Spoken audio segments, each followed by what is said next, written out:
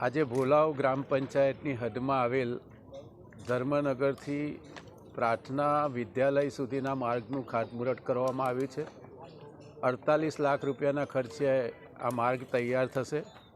રાજ્યના મુખ્યમંત્રી શ્રીમાન ભૂપેન્દ્રભાઈ પટેલના માર્ગદર્શન નીચે નોન પ્લાન ગ્રામીણ સડક યોજના અંતર્ગત આ રોડ મંજૂર કરવામાં આવ્યો છે। ઘણા લાંબા સમયથી આ વિસ્તારના લોકોની માંગણી પણ હતી। પાછળની બધી સોસાયટી અને આ સોસાયટીના આ મુખ્ય માર્ગ ઉપરથી જ આવવા જવાનું રહેતું હોય છે। સાથે સાથે ભોલાવમાં સોસાયટી આ રોડને અડીને આવેલો રોસ્કોથી જ્યોતિનગર સુધીનો રસ્તો, પાછળ ધર્મનગરના કોમન પ્લોટથી પસાર થતો રંગકુટીર સુધીનો માર્ગ અને રોસ્કોથી નારાયણ એવન્યુ સુધીનો માર્ગ આ પણ રોડ મંજૂર થયા છે।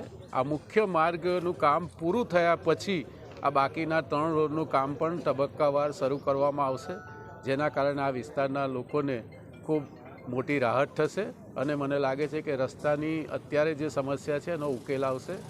આ વિસ્તારના નાગરિક ભાઈઓ બહેનો, સોસાયટીના આગેવાનો, અમારા તાલુકા જિલ્લા પંચાયતના સભ્યો મોટી સંખ્યામાં આજના ખાતમુહૂર્ત કાર્યક્રમમાં ઉપસ્થિત રહ્યા છે।